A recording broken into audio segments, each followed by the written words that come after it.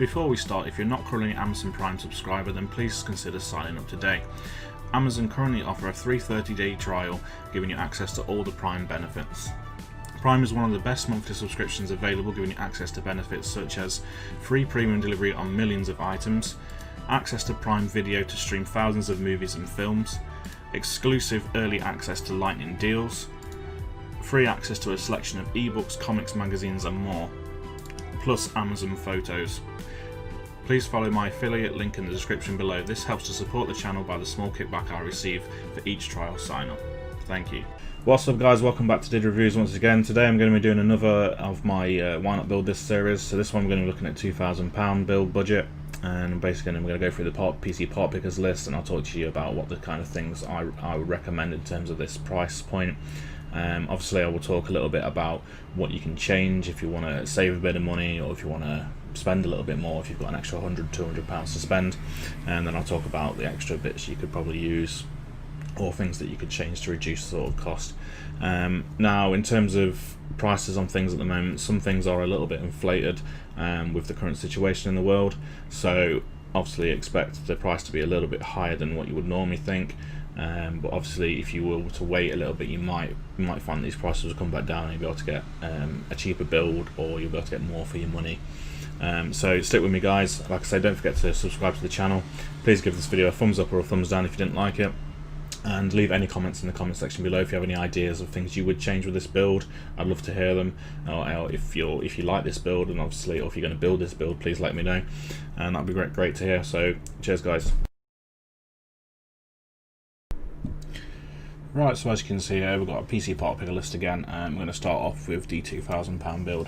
So obviously what we're going to do is start around the CPU, and I think for like £2,000 you should be looking really at sort of top end stuff. So I'm going to go for the 3900X from AMD. Plenty of cores, plenty of threads, really good processor. Obviously you could go for Intel in this sort of price category, but you'd be looking at the 10700K probably for around this sort of price. The 10900K is quite a little bit more, and I think you might struggle to fit it in if you want to go for a higher end graphics card.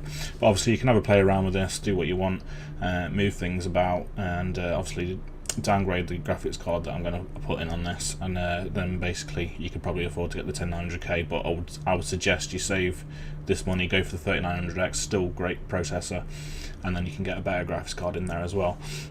Now in terms of CPU cooler, obviously this having 12 cores and 24 threads, you're going to need something pretty decent to cool this. So we're going to look at an all-in-one. I'm going to go minimum of 240.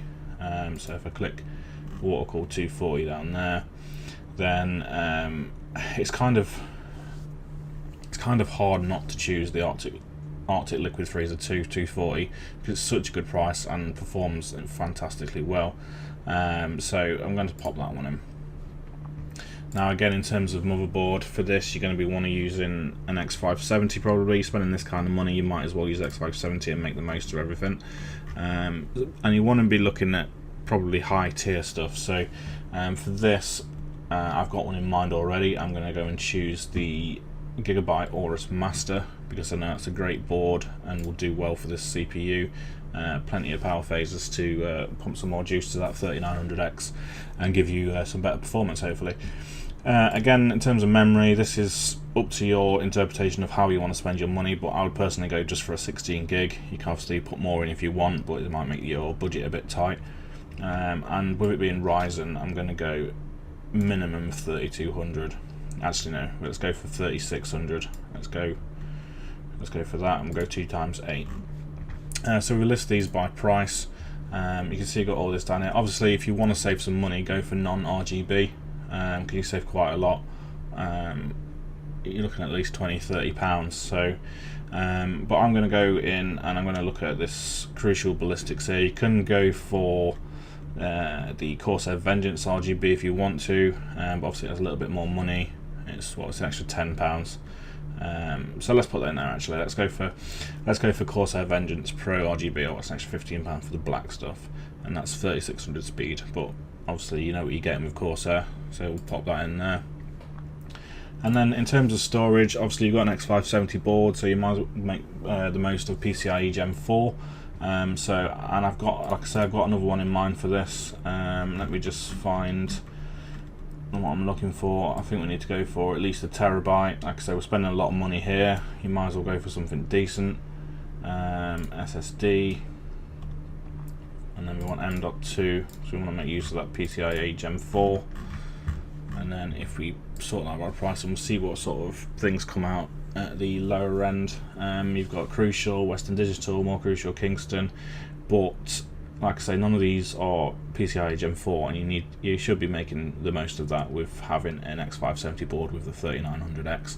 So I'm going to look down here, and there is one I'm looking for in particular that I know is PCIe Gen 4 and is going to be good for this system, and I'll find it soon. There we go, the Sabrent Rocket 4.0. So that's $169.99. It is quite expensive, I suppose, but in terms of others, it's not that bad at all. And then obviously we're going to want some extra storage for storing games on. Obviously you could go for another SSD, but you're going to put more money on and less capacity for your money. So we'll go for a spinning Rust drive, as we call them, and we'll order that by there, and we'll go for a terabyte. Obviously you can go for a little bit more if you want to. Let's just have a quick look, see what 2 terabytes there is. A little bit more. Let's just go in for the standard Seagate Barracuda, as I've used in quite a lot of these videos. It is a good solid drive, and fantastic price, 1 terabyte, £35. Not a problem there at all. Now in terms of graphics card, obviously I normally say like 30 to 40% in terms of your budget. So I think we're going to be looking at around a 2080 Super for this sort of price. So if we pop 2080 Super in, order by price, and then see what we can get. Now obviously you can spend over £700 on a 2080 Super, but do you really need to be honest? They obviously have slightly higher clock speeds than some of the better ones. However, this one here straight away, Gigabyte WindForce, and I've used a lot of Gigabyte stuff in these videos, but these seem to be really well priced. You've also got the KO by EVGA, but for £1 difference you get a higher boost clock on that. So what we're going to do is use that one, £685, so it's still a lot of money for a graphics card. And then we need a case to pop it in. Again, I've got one in mind for this. I'm going to go for the Lian Li Lancool 2, because I know from reading reviews, watching videos on YouTube, it's an absolutely amazing price for what you get. $84.99, all ARGB, comes with fans included, and you can't go wrong with that really. PSU shroud, it's really well made. And then we need a power supply unit. As I said in the intro, a lot of components at the moment are a bit inflated in price due to the current situation in the world. However, it seems to be PSUs that are most affected, so take this with a pinch of salt. You might be able to get it cheaper at a later date. We're going to go fully modular, because that's the kind of thing you're going to be wanting, spending this kind of money, and I think we need at least a 750. So if we go in at 750 here, and then order by price again. Obviously we don't want to use the really cheap stuff. Saying that, there isn't really anything that's really cheap at the moment, but I know for a fact that the Seasonic Focus range is absolutely fantastic, so we're going to go for that one. And there we have the completed build. So we've got the 3900X with a 240mm all-in-one. We've got the Aorus X570 Master, absolutely fantastic board. Corsair Vengeance 16 gig, 3600 speed, terabyte spinning Rust, terabyte NVMe. And then we've got the 2080 Super from Gigabyte also. It's quite nice that will match with the motherboard. And then the Lancool 2, which is an absolutely fantastic case. Obviously you can go for a bigger case if you really want to, but obviously you're going to be pushing your budget up again some more. And then a nice power supply, which will do just a good, will do a fine job for this basically. So if we look at the price, we've gone over 2,000 a little bit, 2,027. Like I say, some prices are inflated a little bit. You can do a shop around, you might get some cheaper, but 2,027, I don't think £27 too much to go over. So that's that, guys. I think this will be a fantastic build as for gaming as well as for content creation. So if anyone wants a computer for doing YouTube stuff or anything like that, rendering anything, then this will also be fantastic with the 12-core processor from AMD. So yeah, there we go. Right, so that's the £2,000 budget list that I've put together that I would recommend for this sort of price point.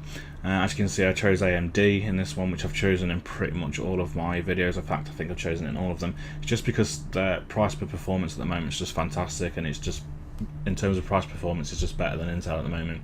Like I said in the video, you could change it out for an AMD. Change the AMD out, sorry, for a 10900K maybe, but you're going to be looking to spend a little bit more. So if you have got that extra £100–200, then obviously you could use that towards a 10900K if you wanted to go that route. And obviously then you've got to change the motherboard as well, so you'd have to factor that in as to how you do it, but you should be able to get a certain similar price motherboard in the Z490 range.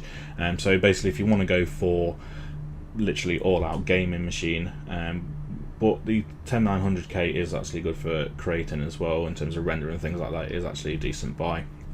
But obviously it's Intel at the moment are still the best in terms of gaming, so if you want to go all out gaming, then your 10900K is going to be the way to go.